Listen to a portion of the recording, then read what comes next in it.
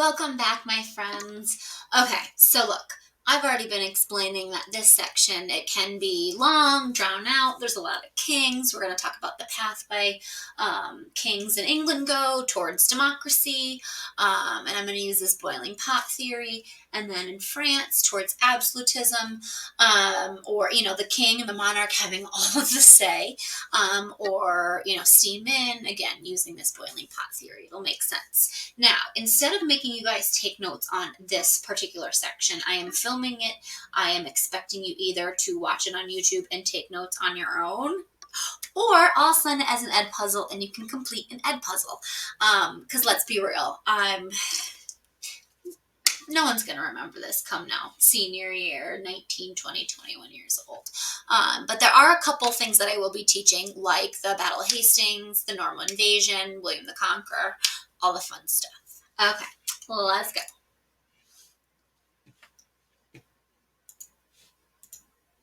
Okay, so I think I said this in our last unit on the early Middle Ages or the Dark Ages. The Catholic Church, especially with this, alliance, this tight relationship with the Franks, regardless of which king we're talking about, from Charles Martel, really all the way through, the 900s, the Catholic Church is only continuing to grow in power. Okay, now all over Europe, kings are pledging their allegiance, land, money, power, military assistance, and in return, the church and the pope are, telling the masses of people, whether this is England, Germany, Spain, Portugal, right, developing France, Italy, that's not Italy yet. The Catholic Church just gaining more and more power. Popes are so powerful. It'll reach its height in the 1200s. Lots of cathedrals will be built. We talked about it. The taller the cathedral, the closer to heaven. And the church is going to gain such a large amount of money and influence. Cathedrals become a symbol, really in devotion of their power, their influence, and to God. And again, during this time period, the church is that middleman messenger, right, between Catholics and God. Okay, so spiritual security. Okay, so important. The role of the king. What we're going to look at in England, we're going to look at, right, France. And I'm going to try to look at that Holy Roman Empire, or like East Francia, aka Germany. That's not Germany. And we'll focus on the pathways of those kingdoms. Regardless of the area, kings throughout Europe are going to gain larger kingdoms. We talked about that in the prior section, especially when we showed, the revival of trade, and now, different kingdoms trading with each other, trade fairs, the Crusades. Kings have more money, more land, and more resources than ever. They're going to become less dependent on nobility here, and kings grow in power. Okay, so this is the growth of the power of the kings.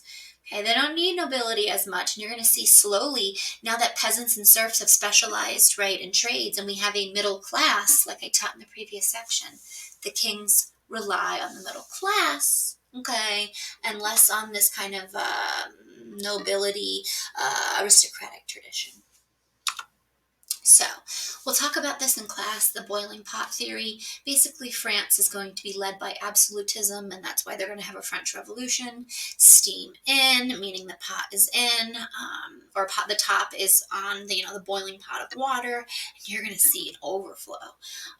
England, there'll be steam out or no lid on that boiling pot of water, and they're going to be heading towards a pathway of democracy. It's not immediate, okay? There's going to be a couple bumps along the road, and bumps, I mean, the Glorious Revolution, the American Revolution, but they are heading towards democracy. You're going to see they're going to be leading the charge, right, with the Magna Carta, 1215, Petition of Rights, 1628, English Bill of Rights, 1689. Okay, we steal all of our governmental principles, our democratic principles, from England. And then Germany, or the Holy Roman Empire. They still have feudalism, and they are separate feudal territories still. And it's a mess.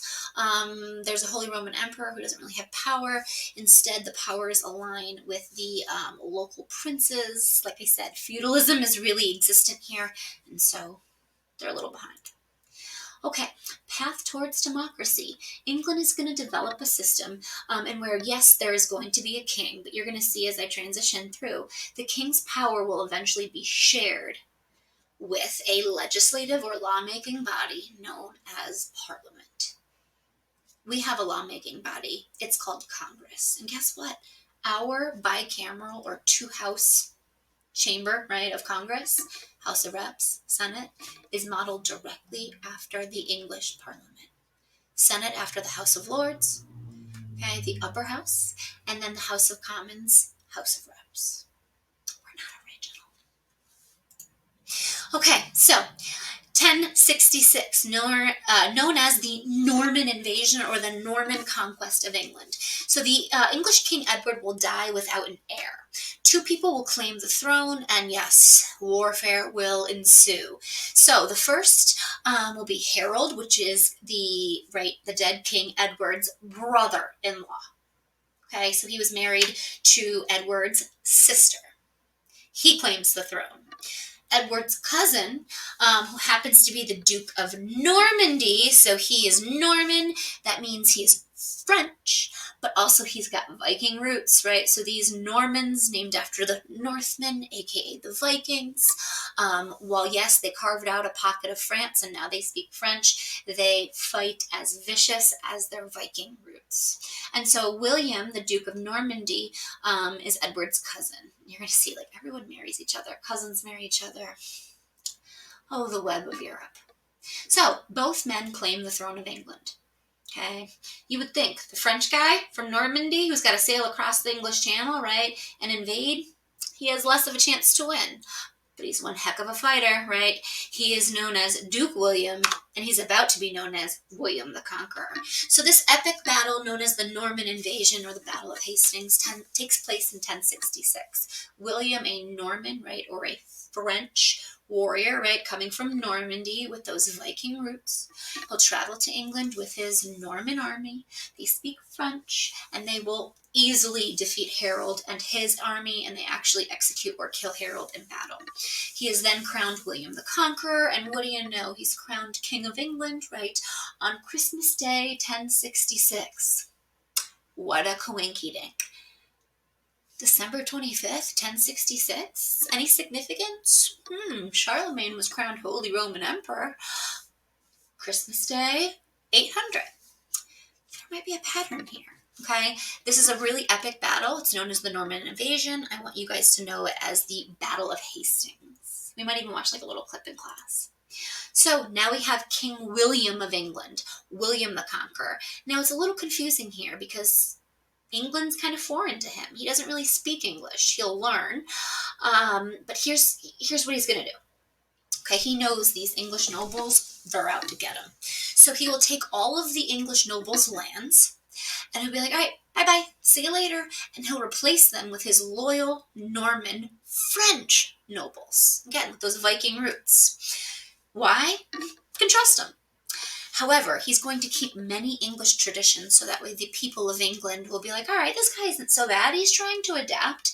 And you're going to see this is where England will really blend with Anglo-Saxon, right, and Norman, French influence, but also Viking.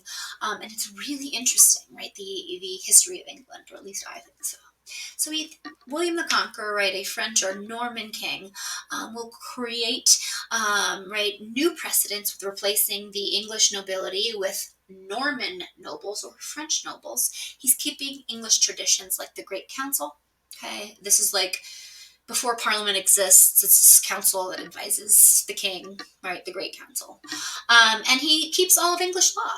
Okay, he adapts English law. He learns the language, and there's this blending, right, of Norman or French and Anglo-Saxon English culture. Okay, now here's what's interesting. He creates what's called the Domesday Book. Some people like to say Doomsday. Okay, you can say Doomsday. Actually, I think it might even be technically pronounced Doomsday. I should actually check my notes. It's been a while. What is this? This is basically like a collection of taxes. He wants to survey all of his, English lands, which is new to him, and he wants to see, it's a census. It's a population count, and he wants to count every person, every, chunk of land, every pig, every animal, so that way he can tax them fairly.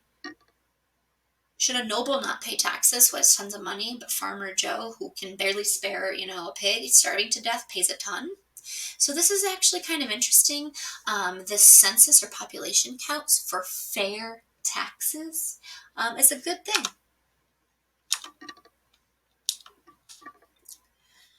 Here's just a little background on these Norman kings, right? William the Conqueror, and just kind of interesting, background.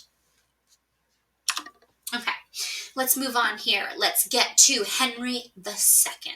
He'll take over in 1154. And why am I talking about him? Well, he has a very interesting run-in with the church, of course. He is going to kind of reform the judicial system in England, and he creates or establishes the Central Court in London. And that's going to handle all disputes. He doesn't want nobles handling their disputes amongst each other or local lords. No, he wants the power. More power for the king. I handle the disputes. Dukes, okay, earls, right? Come before me and I'll figure it out. So how does this change, right? It uses law courts to increase his power. He will also create a jury system, the really early version of grand and trial juries. I'll talk more about that. And he creates what's called circuit judges, and they kind of travel around England. It kind of helps unify England by making sure that his law, the king's law, right, the law of England, the code, is used throughout the land, okay? The north, the south, the west, the east, okay? It's uniform. So he's all about kind of criminal justice reform, more power for himself. He wants to handle, these disputes, not let the nobles settle it for themselves. Now, is that what he's known for? He should, but not really. He's known for a very bad conflict, argument, issue he had with the Archbishop, right, of the Catholic Church. His name was Sir Thomas Becket. And Sir Thomas Becket kind of criticized Henry II, right, King of England. Why? Because Henry wanted to take over, right, the church court. The church at this point in time, they have a separate court. So the Archbishop, right, Thomas Becket, representing the Catholic Church, wants, right, a separate court for the church. Henry's like, no, I want to handle all those matters. More power for me. So it comes this issue of like, who has more power? Who has more authority? And so Henry is, complaining one day, and maybe his knights overhear him, and he's like, oh my God, this annoying church archbishop, will no one rid me of this meddlesome priest? Out of anger, perhaps? Well, a couple knights take it seriously, and they execute the archbishop in his cathedral, as the visual is showing you. Okay. Now Henry, after this happens, he's like, hey, I didn't order this hit. I didn't say that. I didn't tell them to do that. So he's pleading like, hey, I have no idea. Like, don't put this on me. So to kind of save face and, appease the chaos that would ensue if they found out, right, he had something to do with this, he allows a separate church court in England. Exactly what Sir Thomas Becket wanted and criticized him for. Okay, next king. Okay, and this is all the same bloodline, by the way, BT dubs. Richard the Lionhearted. He was a crusader hero. We're going to talk more about him when I get into the Crusades, but he's far more concerned with his lands in France than in England. So he's spending most of his time fighting in the Crusades, off at war, leading the charge, pretty notable. People know his name, okay? He's actually a Crusades hero, and the people of England, even though he's an absent king, they love him. So while he's gone, nobles are gaining power. Okay, he's loved by the people, but yeah, nobles are rising in power because he's not there. He's not there. So the nobles, right, are going to rule in his absence. And when he dies and his younger bro, John, takes over, he doesn't want the nobles ruling over. Okay, and unfortunately, Richard, who set his brother up kind of for failure, was a very absent king. Okay, when he was kind of home, not fighting in the Crusades, he was more concerned with, the English claim to the French lands than, his own island of England. Loved by the people, though. Steam out. Now, his brother takes over in 1199, and he loses a significant amount of land to France. He actually loses the war against Philip II. Tons of taxes. He's trying to take that power that the nobles gained under his brother, who was like, hey, peace, I'm going to go fight and be a hero in the Crusades. Angering the nobles. He's raising taxes without even, consulting people. And he's, waging war, and it's a failure. They're losing more and more land. Oh man, John, one of the most hated English kings in all of history.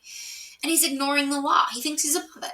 So the nobles are so angry, right? The barons and dukes of England. What will happen is they will draw up this Magna Carta or Great Charter, and they force him to sign this. Okay, at Runnymede. And why is this a first major step in democracy? Well, the nobles are they're basically forcing his hand.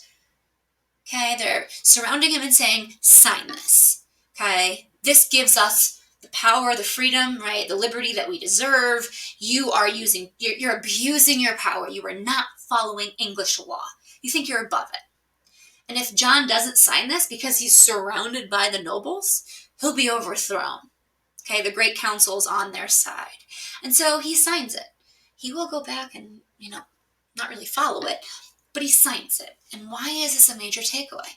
Because this is the first time in history that we have this written down, creating these kind of constitutional or governmental principles. So here's the major takeaway, okay?